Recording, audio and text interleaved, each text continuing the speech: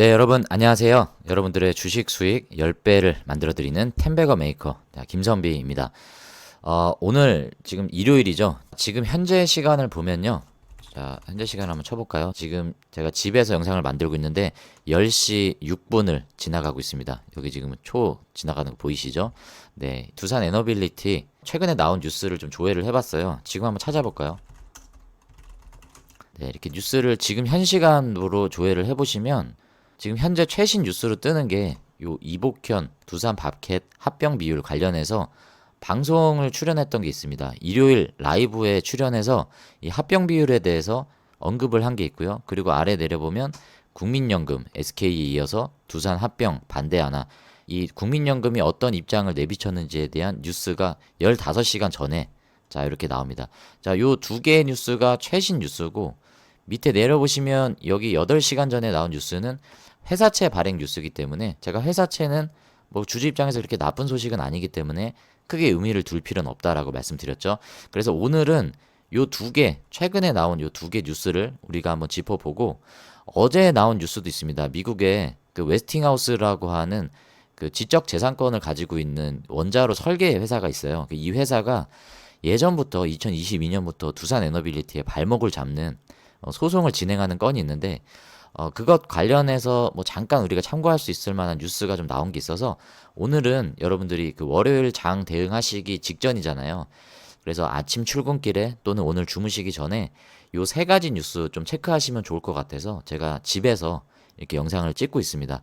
애기 재우고 옆에 지금 와이프가 안방에서 TV 보고 있는 가운데 제가 촬영을 하고 있어서 다소 목소리가 조금 조용하고 잠겨 있는 점 좀 양해 부탁드리고요.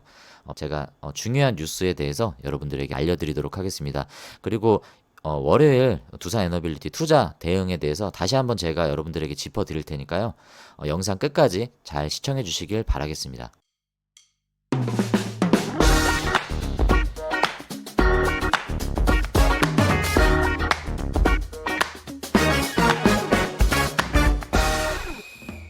네, 먼저 이 뉴스부터 좀 보고 갈까요? 이복현 두산 밥캣 합병 비율 경영진이 주주 목소리 더 들어야. 이복현 금감원장이죠. 자, 이 사람이 오늘 KBS 시사 프로그램 일요진단 라이브에서 출연해서 라이브 방송을 했던 내용입니다. 합병 비율을 또 얘기를 했습니다. 주식 교환 비율을 시가총액 기준으로 했어요. 장부 가치 기준으로 한 게 아니라 현재 시가총액 기준으로 했는데 1대 0.63 비율로 했다라는 거 여러분들이 잘 아시죠? 자, 이 합병 비율이 공정치 않다라는 지적을 계속 얘기를 했고요.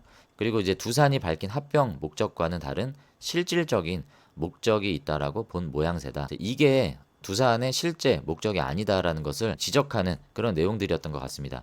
주주가 어떻게 보면 회사의 의결권을 가진 사람들이잖아요. 그래서 이 주주들의 그 의결권들이 모여서 회사의 어떤 합병 이런 것들에 대한 중요한 결정이 반영이 돼야 되는데 금감원이 이 밸류업을 명분 삼아서 권한을 남용하는 게 아니냐. 왜냐하면 금감원이 이 신고서를 승인을 해주느냐 안 해주느냐에 따라서 합병이 되느냐 마느냐 지금 그런 상황까지도 칼자루를 쥐고 있기 때문에 이런 거는 조금 너무 이제 개입을 하는 게 아니냐라는 우려에 대해서 이제 얘기를 한 거죠. 그래서 이복현 금감원장이 얘기한 바로는 고유의 업무 범위 안에서 한 것이지 합병 자체는 최종적으로 주총에서 결론 날 일이다. 이 얘기는 발을 한 발 뺀 거예요. 근데 그럴 수밖에 없죠. 왜냐하면 말 그대로 이 금감원이라고 하는 곳의 역할이 기업의 합병의 여부를 이렇게 결정지을 수 있을 어떤 그런 제재를 할 수 있는 권한이 없습니다. 그렇기 때문에 이거는 주식회사의 어떤 기본적인 그 순리를 역행하는 그런 행동이기도 해서 이거를 조심스러워하는 입장인 거죠. 고유의 범위 안에서 한 것뿐이지 합병 자체는 주총에서 너희들이 결정을 해야 된다라고 어찌 보면 좀 이렇게 떠넘기다시피 한 발 이렇게 뒤로 뺀 내용입니다. 금감원 말고 국민연금은 또 내용이 달라요. 왜냐하면 국민연금은 공공기관의 성격을 가지고 있음에도 주주로서의 또 역할도 같이 가지고 있습니다. 그래서 국민연금은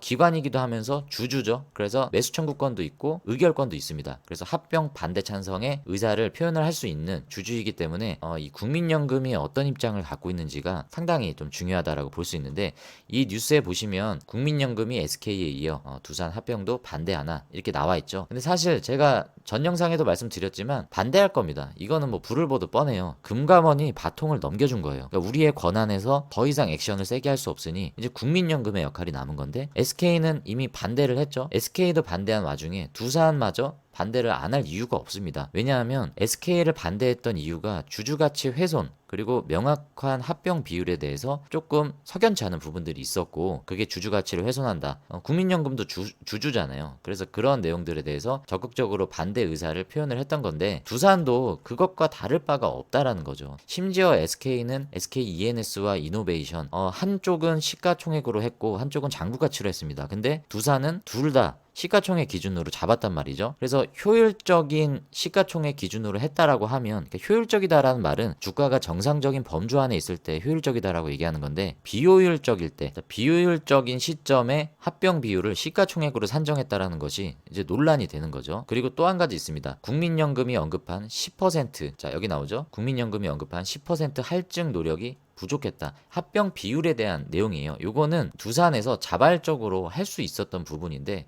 주주들의 어떤 입장을 고려를 했다면 할증을 반영할 수도 있었을 텐데 이런 것들을 안 했다라는 게 더 큰 좀 비난을 받고 있는 거죠. 자, 아울러 10% 범위에서 합병 가액 할증도 가능했다라는 거예요. 해도 되고 안 해도 되는데 두산은 안 한 거죠. 그러니까 이거를 하는 게 무슨 의미가 있냐? 저평가인 밥캣의 합병 가액을 10% 할증하고, 반대로 고평가인 로보틱스는 10% 할인을 할 수 있었다라는 얘기예요.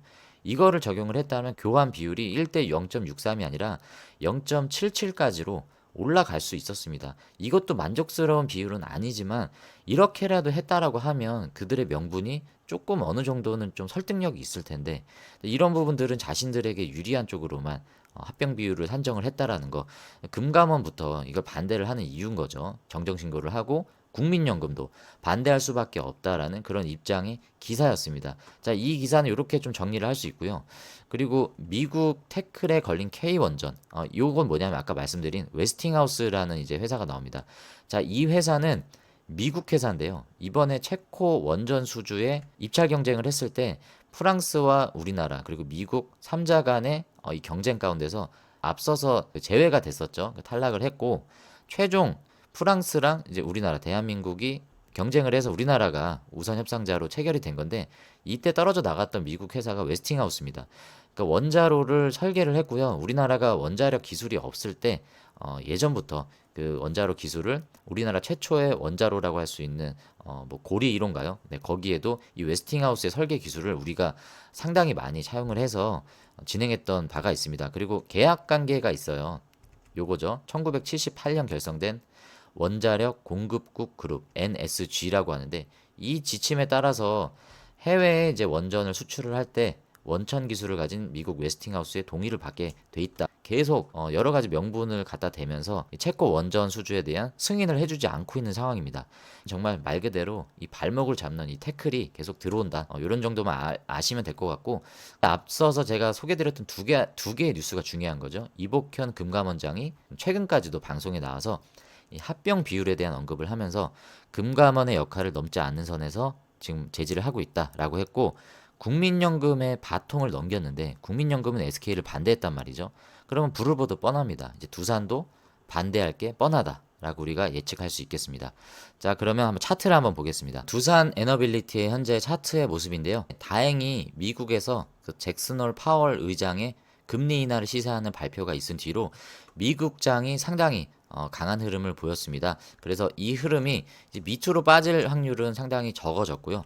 미국 시장에서 이미 강한 상승을 보여줬고, 금요일에 그 모습이 보였죠. 그리고 월요일에는 아마 좀 상승하는 흐름을 좀 예상을 할 수 있겠습니다. 이 상승이 쭉 치고 올라가는 상승이 될지, 아니면 요렇게 윗꼬리가 달리는 모습이 나올지 좀 지켜보셔야 된다라고 판단이 들고요. 자, 글로벌 SMR 원전 시장의 대장주죠. 뉴스케일 파워의 지난주 흐름을 보면 7.97% 상승 마감했고요. 애프터마켓 시외 거래에서도 살짝 이렇게 상승 마감을 했기 때문에 흐름은 추세는 꺾이지 않았다. 그리고 수급 주체 현황을 좀 보면 지금 두산에너빌리티가 외국인 기관들이 들어오고 있죠. 근데 이게 두산에너빌리티뿐만 아닙니다. 그냥 일시적으로 이때도 들어왔잖아요. 이때도 들어왔는데 지금 들어온 게 뭐 무슨 뭐 대수냐 라고 생각할 수 있겠지만, 지금 두산에 물려있는 매물들을 가지고 있는 건 여기 보시다시피 개인입니다. 개인이 갖고 있기 때문에 이 얘기는 뭐냐면 개인은 더 이상 들어올 사람이 없어요. 지금 개인이 추가로 신규 매수를 할 사람이 없습니다. 신규 매수자가 물량을 받아줘야 사줘야 주가가 오를 텐데 그러니까 지금은 살 사람이 없고 팔 사람만 대기하고 있다라는 거죠. 왜냐하면 물려 있으니까. 팔기만을 기다리고 있는 개인만 있고 외국인 기관이 들어와 줘야 되는데 다행히 지금 외국인 기관이 들어올 수 있는 판이 열렸다. 왜냐하면 금리 인하가 돼서 앞으로 이렇게 두산 에너빌리티 같이 현금 보유가 적은 회사들은 채무가 많은데 이 채무에서 금리가 낮아진다라고 하는 건 이자 비용이 줄죠. 그러면 여기에서 사업의 실적 구조가 개선이 됩니다.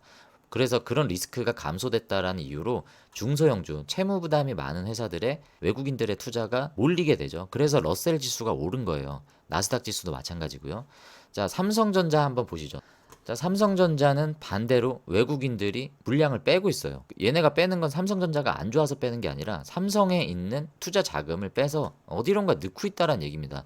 하이닉스 볼까요? 하이닉스도 마찬가지예요. 자, 하이닉스도 외국인들이 지금 투자 지분을 빼고 있습니다. 그럼 얘네들이 도대체 어디를 두고 있냐라고 보면 대부분 다 중소형주 위주로 투자를 하고 있습니다.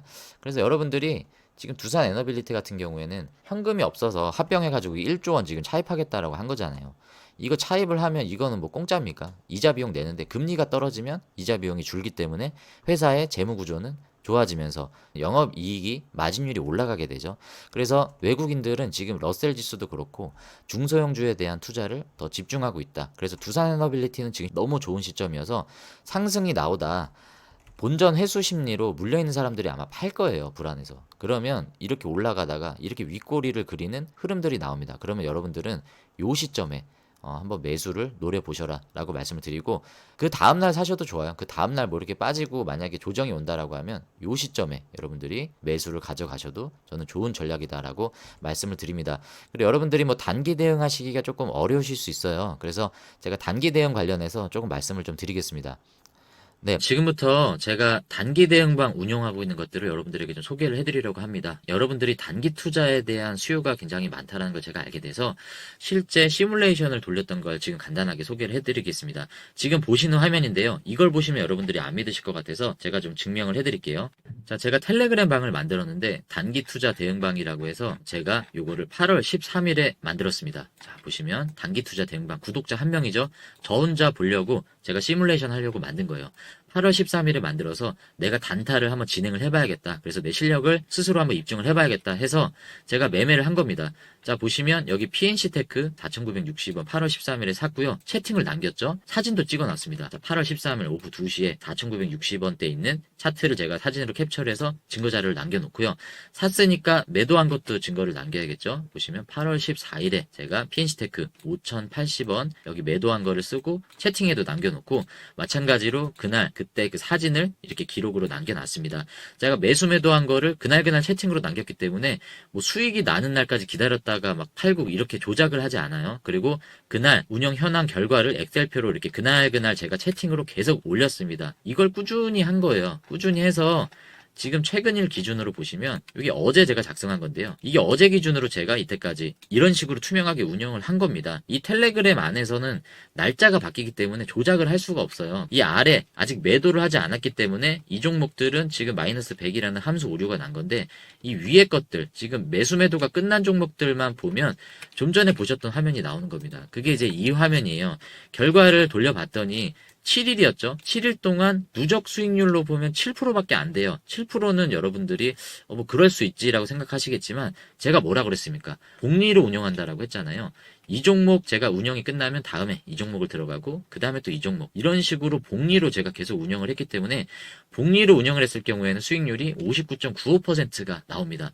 7일 만에 거의 60% 수익을 달성할 수 있었던 게 바로 복리의 마법입니다. 이게 가능하다라는 말씀이에요. 그래서 제가 단타 운영을 진행을 하려는 건데 1년 단위 프로젝트로 제가 2, 3 프로젝트를 진행을 하고 있습니다. 월 수익 목표를 23%. 근데 이미 제가 7일 만에 60% 달성하는 거를 실력으로 보여드렸죠. 이것도 가능한 수치입니다. 그래서 이거 목표로 1년 프로젝트로 제가 진행을 하는 건데요. 자, 첫째 달부터 1년을 12달을 이렇게 진행을 하면 마지막에 총 수익률이 1099%가 나와서 10배 수익이 나옵니다. 이 프로젝트를 지금 2, 3 프로젝트로 제가 진행하고 있는데 지금 제가 여러분께 말씀드리는 거는 단타잖아요. 단기적으로 대응할 수 있는 종목들에 대해서 여러분들이 단타를 원하신다라고 하시면 지금 방금 소개해드렸던 이 텔레그램 방식으로 제가 여러분들과 함께 공유를 하려고 합니다. 관심 있으신 분들은 여기 위에 있는 이 번호로 자, 여러분들이 문자 메시지 단타라고 두 글자 보내주시면 됩니다. 자, 지금 단타라는 프로젝트 명을 제가 달았습니다. 여기 보시면 축구선수 제네딘 지단이 레드카드, 이 급등 카드를 받고 있죠. 여러분들도 이 카드 받아보셔야 되지 않겠습니까? 자, 급등 카드 받으실 수 있게끔 제가 단타 대응할 수 있는 포트를 공유를 해드리도록 하겠습니다. 관심 있으신 분들은 단타라는 두 글자 문자를 꼭 보내주셔야 됩니다. 여러분들의 문자를 기다리고 제가 요 텔레그램 방을 바로 오픈하도록 하겠습니다. 단타라는 문자를 보내주시면 아까 제가 말씀드렸던 대로 제가 단타방을 운영을 하겠습니다. 여러분들의 많은 관심 부탁드리도록 하겠습니다. 방금 설명드린 대로 여러분들이 대응하시기 좀 어려우시다고 하시면 제가 운영하는 텔레그램 쪽 들어오셔서 많이 공유 받으시고 좀 활용하시면 좋을 것 같습니다. 우리가 그 100% 수익을 목표로 한다라고 하면 이게 쉽습니까, 여러분? 굉장히 어렵죠. 근데 1% 수익은 어떨까요? 할만하지 않습니까? 2% 수익은 어떻죠? 가능하잖아요. 때로는 우리가 많게는 10% 수익도 나옵니다. 100%를 한 방에 우리가 종목을 찾으려고 하는 건 굉장히 어렵지만 1%, 2% 이렇게 우리가 수익을 내보는 것들은 어렵지 않습니다. 그래서 이 1%가 작은 것 같지만 이 1%, 2% 그리고 10% 이런 투자 수익들이 계속 쌓이다 보면요, 가랑비에 옷 젖듯이 이런 수익들이 계속 누적이 되고 결국에 복리로 이 수익이 누적이 됩니다. 그러면 이 복리가 계좌를 돌아봤을 때 어느 순간 보면 2배 심지어는 10배까지 이렇게 늘어나는 것들을 볼 수 있어요.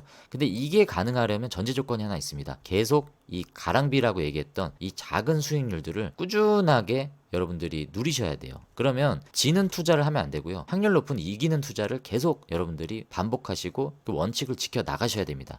거기에서 대부분 투자자들이 무너지기 때문에 숫자적인 절대적인 수익률을 누리시는 것보다 작은 수익이지만 꾸준하게 원칙을 지키면서 계속 이기는 싸움을 하는 게 중요한데, 제가 진행하는 프로젝트는 여러분들이 그런 이기는 투자, 누적되는 투자를 할 수 있게끔 확률을 높이는 방법들을 제시해주고 있습니다.